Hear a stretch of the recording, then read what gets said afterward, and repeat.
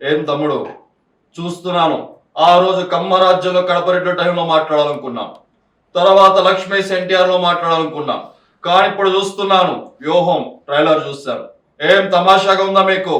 నా రాజకీయ అనుభవం లేదు మీకు. ఏ రకంగా నా మీద సినిమా తీస్తారు? మీరు నేను ఎప్పుడైనా కలిసామా? మీకు నాకేమైనా గొడవలు ఉన్నాయా? ఎందుకు నన్ను అంత నెగిటివ్ గా చిత్రీకరిస్తున్నారు? మీ ఉద్దేశం ఏంటి? ఇప్పుడు చంద్రబాబు గారు, నా పాయింట్ ఏంటంటే, ఇప్పుడు నేను పాలిటీషియన్ కాదు, నేను రాజకీయ నాయకుడు. నేను ఒక ఫిల్మ్ మేకర్, ఒక మామూలు సిటిజన్ ఆంధ్రప్రదేశ్ స్టేట్ లో. సో మిమ్మల్ని కలవలేదు, బట్ మిమ్మల్ని కలవాల్సిన అవసరం లేదు కదా. మీరు ఒక పొలిటికల్ లీడరు, 40 years ఎక్స్పీరియన్స్ ఉంది, 3 సార్లు సీఎం చేశారు, సెల్ ఫోన్ మీరే తెచ్చారు, అరేబియా మా సముద్రం కూడా తీసుకురావడానికి ట్రై చేసి మధ్యలో ఎక్కడ అవ్వలేదు. ఇలాంటి రకరకాల హైదరాబాద్ ఇలాంటి కంట్రీ సిటీ లేదు మీరు లేకపోతే. కానీ ఇవన్నీ మీరు చెప్తున్నారు, పాయింట్ 1. దీంతో పాటు ఇంకా ఏమేమి చేశారు ప్రజలు అందరికీ తెలిసిన ఉన్నాయి. మీరు ఎన్టీ రామారావు మీరు ఇప్పుడు ఎలా కొడిసారు, అది ఎలా చేసి ఎన్నో ఉన్నాయి. వాటన్నిటి నుంచి వచ్చిన నా ఇంప్రెషన్ తోటి ఈ సినిమా చేస్తున్నా. అప్పుడు మీరు ప్రజల్లో ఏం చేస్తున్నారని తెలిసిన నాలెడ్జ్కి నేను మిమ్మల్ని పర్సనల్ కలిసి నేను మాట్లాడి దానిలో నుంచి దాని మీద తీయడం కలిసిన, అది నా పాయింట్. అలా కాదు, మీరు ఆ మాదిరిగా చూస్తే జగన్మోహన్ రెడ్డి గారి దగ్గర ఎంత ప్యాకేజ్ తీసుకున్నారు చెప్పండి. మేము అదే ప్యాకేజ్ ఇస్తాము, మమ్మల్ని హైలైట్ గా సినిమా తీయండి మీరు. సార్ మీరు నమ్మిన నమ్మకపోయినా నేను ప్యాకేజ్ కోసం, ఎందుకంటే ప్యాకేజ్ అనేది ఇప్పుడు నేను అలాగూ చెప్తే మీరు ఆల్రెడీ ఫిక్స్ అయిపోయారు కాబట్టి మీరు నమ్మరు. ఓకే, కానీ మీరు ఎంత పెద్ద ప్యాకేజ్ ఇచ్చినా, ఒకవేళ జగన్ గారు ఇచ్చారు అనుకున్నా తీరం. ఎందుకంటే ఎన్టీ రామారావు ఎందుకు తీయగా నామాన్ని తీయట్లేదు. ఎన్టీ రామారావు గారు కొన్న క్యారెక్టర్ని పోర్ట్రేట్ చేయటంలో అక్కడ జరిగిన దాంట్లో దాని మూలాన తీయగలిగా. సిమిలర్ గా నేను ఇప్పుడు జగన్ గారిని పాజిటివ్ గా చూపిస్తున్నానని మీరు అనుకుంటే, అది నాకు జగన్ గారి ఇంప్రెషన్, నేను దాన్ని ఎప్పుడు దాయి. ఓకే, సో మిమ్మల్ని హీరోగా పెట్టి సినిమా తీయటం అనేది ప్రపంచంలో స్టీవెన్ స్పీల్బర్గ్, జేమ్స్ కెమెరాన్ వల్ల కూడా అవ్వదు. ఎందుకంటే మీరు ఉన్నదే వినలే మొత్తం మీరు, అందుకని నేను కానీ ఎవరు కానీ మీ మీద సినిమా తీయలేదు. కరెక్ట్ గా మీరు ఎలక్షన్ మూమెంట్ లోనే సినిమా రిలీజ్ చేస్తున్నాం, దాని వల్ల నేను చాలా బాధపడుతున్నా. మరి తర్వాత చూస్తే నా కొడుకుని చాలా కామెడీగా చూపిస్తున్నారు. ఇది ఎంత వరకు కరెక్ట్ అని అడుగుతున్నాను ఈ రోజు. సో ఇప్పుడు ఎలక్షన్ లో తీయడం లేదండి, సినిమా తీసిందే ఎలక్షన్ అప్పుడు హాట్ టాపిక్ గా ఉంటుంది. మీరు కానీ మీ ప్రత్యర్థులు కానీ ఎవరైనా కానీ ఉంటారు, న్యూస్ లో ఉంటారు కాబట్టి దానికోసమే తీయడం జరిగింది. అప్పుడు ఎలక్షన్ ముందు తీస్తున్నారు అనే దాంట్లో అర్థం ఉంది. ఇకపోతే మీ కొడుకును కామెడీని చూపెడుతున్నాను అని మీరు అంటే, కామెడీని చూపెట్టకపోతే ఇంకా చూపెడతారా? మీరు చెప్పండి. అది మీరు చెప్పగలిగితే నేను చంద్రబాబు నాయుడు ఫిల్మ్ ఇన్స్టిట్యూట్ లో వచ్చి నేను మళ్ళీ నేర్చుకోవడానికి ట్రై చేస్తాను. మీరు ప్రయత్నం చేయండి. తదుపరి మీకు ఇక్కడ చెప్తున్నాను వార్నింగ్, రాబోయే ఎలక్షన్ నేనే గెలుస్తాను. అప్పుడు చూస్తాను. మీకు ముంబై మాఫియా ఉండొచ్చు, దావూద్ ఇబ్రహీం ఉండొచ్చు, కానీ రాబోయే ఎలక్షన్స్ లో విజయం వచ్చిన తర్వాత అప్పుడు చూద్దాం తమ్ముడు. అప్పటి వరకు నేంటో చూపిస్తాను. ఏం చూస్తారు అయ్యారు అనుకుందాం, ఏం చేస్తారు అప్పుడు? అంటే ఏదో చేసేసి మీ గ్యాంగ్ తీసుకొస్తారా, లేకపోతే మీకున్న పోలీస్ వ్యవస్థని మీ నౌకర్లాగా వాడుకుని ఏమన్నా చేస్తారా? అది కూడా చెప్పండి. నేను గెలిచాక చూపిస్తాను నేనేంటనే. Okay, thank you sir. అంటే నాకు ఒకటే చెప్తున్నాను, ఇప్పుడు చంద్రబాబు నాయుడు గారి గురించి మీరు నా అభిమానం అంటున్నారు. మీరు అభిమానం చెప్పి నన్ను ఈరోజు ప్యాకేజ్ ఇస్తారు అని చెప్పి ట్రైన్లో చూపించడం అది ఎంతవరకు కరెక్ట్ వరం గారు? మీరు చెప్పండి. ప్యాకేజ్ ఇస్తారా నేను చెప్పలేదు, చంద్రబాబు నాయుడు మీ గురించి చెప్పారు, అది నేను చూపించాను. నేను కెమెరాతో అక్కడ ఉన్నాను కాబట్టి అది నేను తీశాను. నేను ప్యాకేజ్ ఇస్తారని ఎప్పుడు నేను చెప్పలేదు. సో చంద్రబాబు క్యారెక్టర్ ఆఫర్ చేశాను, ఆఫర్ చేసింది మీరు స్వీకరించారని కూడా నేను చెప్పలా. చర్యలు చూస్తాం, ఇంకొకసారి చూడండి. ప్యాకేజ్ ఇస్తా అన్నారు, దాని మీద మీరు ఏమి రియాక్షన్ ఇవ్వలేదు కదా. అప్పుడు తీసుకున్నారా లేదా అనేది సస్పెన్సే కదా, నేను చూపించింది అదే. మీరు వ్యక్తిగతంగా ఏ ఇంటర్వ్యూలో చూసినా నేను పవన్ అభిమాని అంటారు. అభిమాని ఎప్పుడు కూడా తనకు నచ్చిన హీరోని నెగిటివ్ గా చూపించకూడదన్న విషయం మీకు ఎందుకు తెలియదు? ఇప్పుడు అభిమాని అనే దానికి నిజమైన అమ్మాయి అర్థం ఏంటంటే, తను అభిమానించి అతను చాలా బాగుండాలి, పైకి వెళ్ళాలి, అతను అనుకున్నది సాధించాలి అనుకున్నవాడే నిజమైన అభిమాని.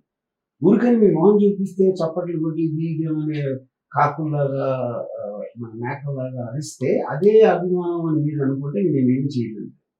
నేను కేవలం మీ మంచి కోరే నేను చెప్పిన ప్రతిదీ ఒక ఉచిత సలహా. తీసుకోవడం తీసుకోకపోవడం అనేది మీ జ్ఞానం మీద ఆధారపడదు. తర్వాత నాకు చాలా మంది వాట్సాప్ చేస్తున్నారు. నేను ధర్నాకి వెళ్ళినప్పుడు, చంద్రబాబు గారు అరెస్ట్ అయినప్పుడు, నేను పడుకున్నప్పుడు, రోడ్డు మీద పడుకున్న ఫోటో కావచ్చు, ఎక్కడ బండ మీద పడుకున్నప్పుడు ఫోటో కావచ్చు, లేదంటే మీరు ట్విట్టర్‌లో ప్రతి ఫోటోని ఎడిటింగ్ చేసి పెట్టడం వల్ల నా మనసు చాలా బాధ అనిపిస్తూ ఉంటుంది. ఎప్పుడు ఎందుకులే, సరే మనం మాట్లాడదాం, ఒక సమయం వస్తే సహిస్తాను, ఒక సమయం వచ్చినప్పుడు ఖచ్చితంగా వర్మని ప్రశ్నించాలి అనుకున్నప్పుడు ప్రశ్నిస్తున్నాను. దానికి సమాధానం చెప్పండి. ఇప్పుడు మీరు ప్రశ్నించిన, నా దవడ పగలగొట్టిన, నా బట్టలు తీసి పరిగెత్తించిన, లేకపోతే గుంజి తీసుకి చంపేసిన, అది ఆలోచన మీకు ఉండొచ్చు. కానీ అలా చేస్తే నన్ను కాదు, ఎవరిని చేసినా మిమ్మల్ని బొక్కలో పెడతారు. ఇది వ్యవస్థ. నేను కాదు ఎవరు కాదు. ఇక పాయింట్ ఏంటంటే, ఇప్పుడు నేను అది పెట్టినప్పుడు అది ఉన్నది నేను పెట్టింది కదా. మీరు పబ్లిక్ డొమైన్లో ఉన్నారు, మీరు ఒక సూపర్ స్టార్, మీరు ఒక పాలిటీషియన్. సో పబ్లిక్ డొమైన్లో ఎవరు ఉన్నా సరే, ఎవరైనా సరే వాళ్ళ తోచిన విధంలో ఒక రెస్పాండ్ అవ్వచ్చు దానికి. అప్పుడు నేను 1 month ముందు మీ ఫోటోలు పెట్టాను వ్యూహంలో.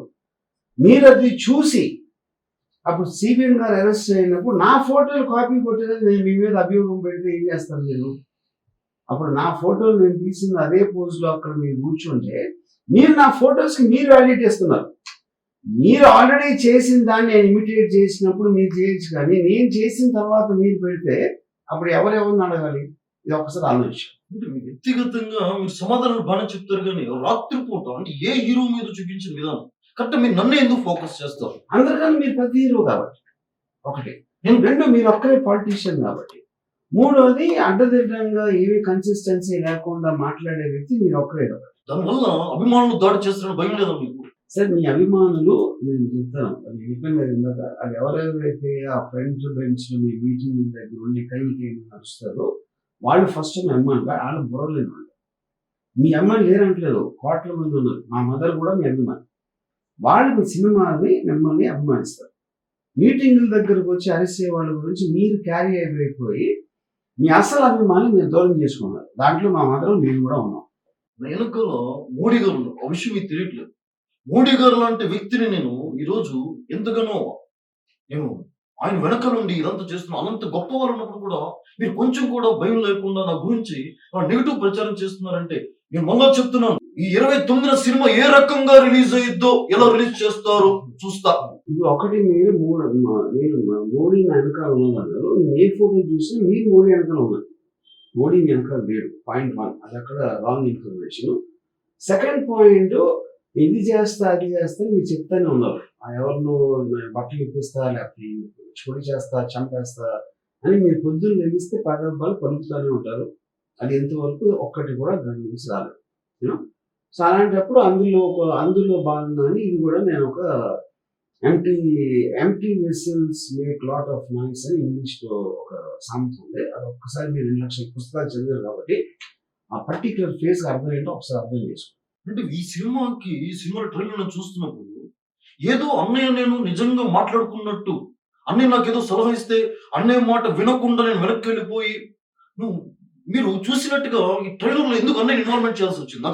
నాకు చాలా బాధ అనిపిస్తుంది మీరు అన్నయ్య ఇన్వాల్వ్మెంట్ చేయడం. అదే ఇప్పుడు మీ అన్నయ్య కూడా పొలిటికల్ పార్టీ, అన్నయ్య కూడా ఫిల్మ్ స్టార్ మీలాగే. మీరే మీ అన్నయ్య షూస్ సాక్స్ వాసన చూస్తారని చెప్పారు. అన్నిట్లో అన్నయ్యని తీసుకుంటారని మీరే చెప్పారు. నేను చెప్పాను, నేను చెప్పాలి. అలాంటి వాటిలో ఇంత పెద్ద నిర్ణయం పార్టీ పెట్టి దాంట్లో మీరు ఎంతో కొంత మీ అన్నయ్యని చెప్పకుండా ఎట్లా ఉంటారు? ఇదే విషయం అలా అందరికీ తెలుసు, మీకు తెలుసు. సో అలా చెప్పింది, అలా ఉన్నది, అలా అలా అదే నేను నిర్ణయించాను. నిజంగా వర్మ రాజకీయాలకు దూరం అయ్యే సినిమాల్లో ఎంతో ఉత్సాహంగా ముందుకెళ్తున్న నన్ను ఈ ట్రైలర్ లో పెట్టి వివరమైతే గాని శౌరమైతే గాని వివరం రాదు అన్న డైలాగులు పెట్టావు. నిజంగా మీరు నేను తమ్ముడు పెడుతున్న పార్టీకి నాకు ఎటువంటి సంబంధం లేదు, తమ్ముడికి సలహా మాత్రం ఇవ్వగలుగుతాం. మీరు అలా చూపించడం నిజంగా నాకు చాలా ఆశ్చర్యంగా ఉంది. ఎందుకు మీరు అలా చూపించారు? అదే పాయింట్ అండి. చిన్న వైపు నేను చెప్పేది అప్పుడు చిన్న విషయం. ఇప్పుడు మీరు ఒకే ఇంట్లో వచ్చి అంత అనుబంధాలు ఉన్న అన్నదమ్ములు అని అందరికీ కథ వినిపించి మీరు స్టేజ్ మీద ఫిలిం ఈవెంట్స్ లో అంత చెప్పిన తర్వాత 100% ప్రజారాజ్యం పార్టీ అనేది ఫీల్ అనేది కదా జనసేన పార్టీ పెట్టింది. ఎందుకంటే తమ్ముడుగా మిమ్మల్ని ఏమి అనలేక ఆయన ఇంకో పార్టీ పెట్టుకున్నాడు. అప్పుడు మీరు అంత కష్టపడి పైకి వచ్చి పెద్ద స్టార్ అయ్యి మీ తమ్ముడు అవ్వటం వలన తనకు వచ్చిన బూస్ట్ తోటి తను కూడా స్టార్ అయ్యి దాని తర్వాత మిమ్మల్ని మీరు చేసింది కరెక్ట్ కాదు నేను చేస్తా ఇప్పుడు అని జనసేన పార్టీ పెట్టినప్పుడు ఆ జనసేన పార్టీ కూడా అత్యంత దారుణంగా ఓడిపోతే ఎంతో కొంత మీకు ఆనందం కలగకుండా ఎట్లా ఉంటుంది నాకు చెప్పండి. మనిషి అన్నవాడుకి ఉండకుండా ఉంటుందా అనేది అది ఊహించి నేను చేశాను. అది మీరు అనుండొచ్చు, బయట అనుండొచ్చు, లోపల అనుకుండొచ్చు, ఇంట్లో జరిగి ఉండొచ్చు. సినిమా అనేది ఇంటర్ప్రిటేషన్. గాంధీ కస్తూర్బాతో గాంధీ సినిమా తీస్తే గాంధీ కస్తూర్బా బెడ్డూని ఏం ఆడుకున్నారు డైరెక్ట్గా ఎట్లా తెలుస్తుంది? ఏ సినిమా అయినా కూడా ఇంటర్ప్రిటేషన్. వాస్తవానికి మీరు మొత్తం దగ్గరుండి చూస్తున్నట్టు మొత్తం విన్నట్టుగా మీరు ఆ చిత్రీకరణలో అల్లు అరవింద్ కూడా పక్కన పెట్టడం నిజంగా చాలా బాధ అనిపిస్తుంది. అల్లు అరవింద్ ఎందుకు పెట్టాల్సి వచ్చింది? అంటే ఆయన కూడా మీ ఇంట్లో ఇంపార్టెంట్ పర్సన్ కాబట్టి మనకి అల్లు అరవింద్ గారు ఫిల్మ్స్ జానీ ఆ టైం నుంచి దానికి ఉన్న వాళ్ళిద్దరికి ఉన్న అభిప్రాయం చాలా సార్లు ఇండైరెక్ట్ గా కూడా పవన్ కళ్యాణ్ చెప్పడం జరిగింది. అందరికీ తెలిసిన ఒక విషయం ఏంటి, మీరు పవన్ కళ్యాణ్ కన్నా ఎక్కువ అల్లు అరవింద్ గారికి ఎక్కువ క్లోజ్. అలాంటప్పుడు మీ ఇద్దరు పవన్ కళ్యాణ్ గురించి వెనకాల మాట్లాడుకోవడం అనేది సహజమే కదా, అది నేను చూపించాను. చూశారు కదా వర్మ, ఈ సినిమాలో నన్ను పెట్టలేదు, లాస్ట్ సినిమాలో నన్ను బాగా పెట్టావు. జ్యోతిని బాగా చూపించావు, నన్ను బాగా చూపించావు. ఇప్పుడు వ్యూహం సినిమాలో జనాలందరూ కామెడీ ఎక్స్పెక్టేషన్ చేస్తున్నారు కదా, ఈ సినిమాలో నేను ఉన్నానా లేదా, నా పాత్ర తీసావా, క్లారిటీ చెప్పేసి.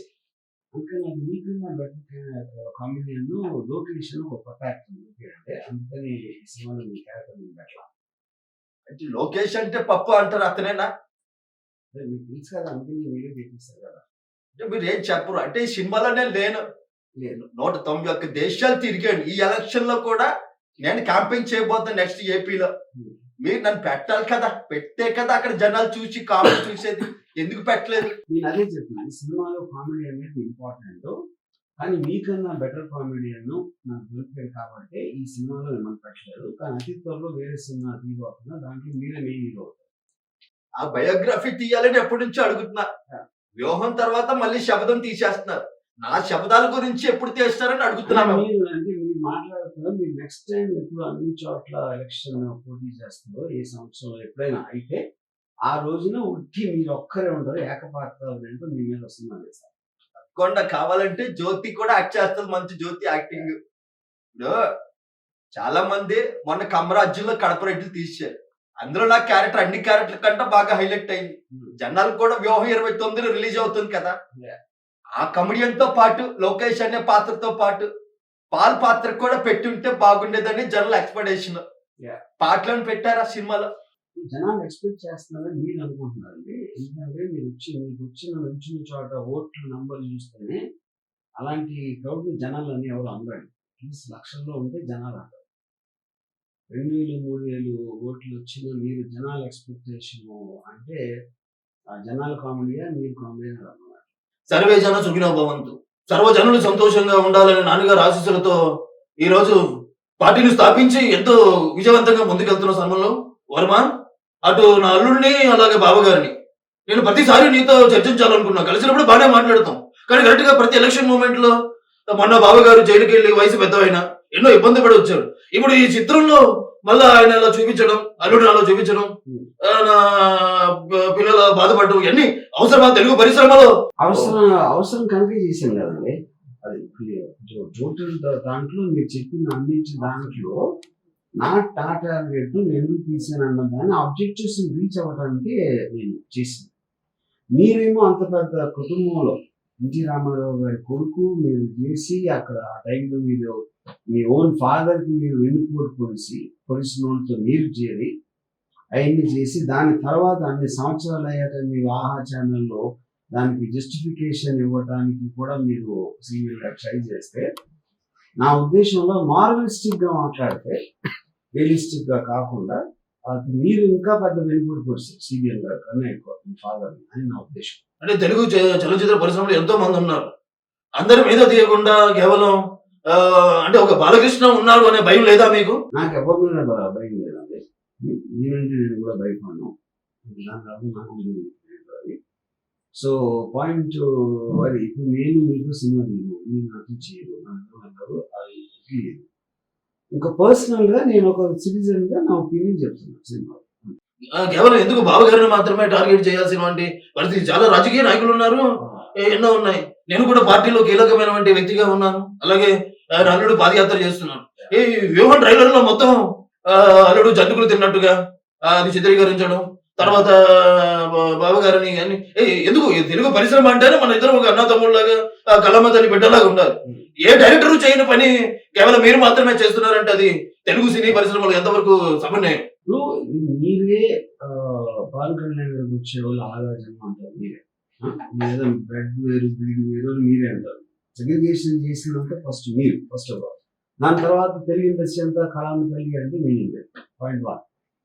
దాని తర్వాత జంతికల జ్యోతి అంటున్నా చూపిస్తున్న అల్లుడిని అంటే నేను చెప్పాను అది లొకేషన్ నేను చెప్పాలి. మీరు అనుకుంటే మీకు తెలుసు కాబట్టి మీరు ఎందుకు అనుకుంటున్నారు, కానీ ఎప్పుడు తింటా ఉంటాం మీరు చూశారు కాబట్టి మీరు ఇన్ఫర్ చేస్తారు.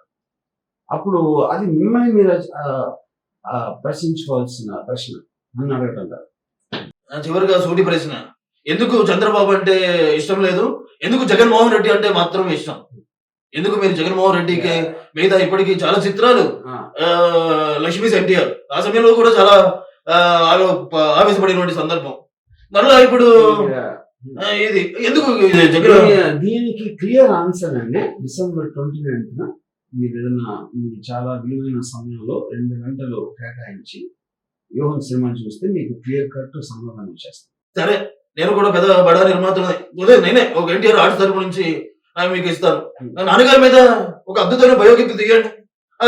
రాజశేఖర రెడ్డి గారు చేసిన తప్పు ప్రచారం అలా ఎందుకు కేవలం వైఎస్ కుటుంబాన్ని మాత్రమే హైలైట్ చేస్తూ సినిమాలు తీయడం, నాన్నగారి చరిత్రను చెప్పలేకపోవడం, బావగారిని నడిపించడం ఎందుకు? వర్మ గారు చాలా ఆవేశంతో అడుగుతున్నా మిమ్మల్ని. డెఫినెట్ గా మంచి ఐడియా అండి. అప్పుడు మీరు చంద్రబాబుతో కలిసి మీ ఇద్దరూ కలిసి మీ ఫాదర్ని ఎలా వెన్నుపోటుకొచ్చారు అనే ఒక దాని మీద చాలా డీటెయిల్ గా సినిమా తీయడానికి మంచి డ్రామా ఉంటుంది. అది మీరే ప్రొడ్యూస్ చేస్తానంటే నాకు ఏమాత్రం అర్థం కాదు. ఏదైనప్పుడు కూడా 29న సినిమా ఏ రకంగా రిలీజ్ చేస్తారో, ఏ రకంగా థియేటర్లో అవుతే నా తెలుగు తమ్ముడు సత్తా ఏంటో, నందమూరి అభిమానుల యొక్క సత్తా ఏంటో చూపించే సమయం నాకు వచ్చింది, బావగారికి వచ్చింది. అలాగే నా తమ్ముడు కళ్యాణ్ అభిమానులు కూడా అందరూ చూస్తారు. 29న మీరు ఒక్కలే, మేము ముగ్గురు. మీ వైపు జగన్మోహన్ రెడ్డి ఉండొచ్చు, ఎవరైనా ఉండొచ్చు, ఆర్జీవి ఎంతైనా ఉండొచ్చు, కానీ ముగ్గురు కలిస్తే ఏ రకంగా థియేటర్లో ఆడతారో రిలీజ్ చేస్తారో మేము చూస్తాం. ఇప్పుడు రజనీకాంత్ సినిమా చూసిండ్రు, సినిమా ఒకటే సింగిల్ గా వస్తుంది. అలాగా మీరు ముగ్గురు వస్తున్నారు, నేను సింగిల్ గా వస్తున్నా, అలాగే జగన్ కూడా సింగిల్ గా వస్తుంది. అంటే మీరంటే వెనకాల జగన్, నాకు తెలిసి ఇదంతా వెనకాల నాకు వెనకాల ముందు ఎవరు ఉండరండి. ఎందుకంటే అన్నట్టు ఎవరు వెనకాల అది ఉండాల్సి, మీరు అందరూ పక్క పక్కన అంటారు, ఒకరు కనిపించరు, ఒకరు మాయమైపోతారు, ఒకరు మళ్ళీ తర్వాత వస్తారు. అంత ఇన్కన్సిస్టెన్సీ ఉన్న గ్రూప్ కి నేను ఫస్ట్ నుంచి నేను ఒకదాని మీద నిలబడుతున్నాను. నాకు జగన్ గారు అంటే ఒక మంచి ఇంప్రెషన్ ఉంది, సిబిఎన్ మీద లేదు, దాన్ని నేను ఎప్పుడు మార్చలేదు. మీరు సిబిఎన్ అంటే ఇది అది, లోకేష్ అంటే అది అని ఒక టైంలో వాళ్ళు గ్రూపులు ఇచ్చారు, ఇప్పుడేమో వాళ్ళ లాంటి మనుషులు లేరు అంటున్నారు. అది మీరు ఆలోచించుకోవాల్సిన విషయం. సరే, 29లో చూద్దాం. సై అంటే సై, ఎవరు గెలుస్తారో, ఏ రకంగా ఒకవేళ సెన్సార్ వాళ్ళు సమయం మీకు ఇచ్చిన 29న థియేటర్కి వచ్చిన, థియేటర్కి జనాలు రావాలి, ఆ థియేటర్లో సినిమా పడాలి. అప్పటి వరకు సమస్తం యుద్ధానికి సిద్ధంగా మేము ఉన్నాము, మీరు కూడా సిద్ధంగా ఉండండి. ఇప్పుడు డైలాగ్ చెప్పడానికి అఖండ కాదు, లెజెండ్ కాదు, ఇది రియల్ లైఫ్. రియల్ లైఫ్ లో కూడా ఎన్నో రియల్ లైఫ్ లో హీరోలు అనే వాళ్ళు ఉండవు, వ్యవస్థ అనేది ఉండదు.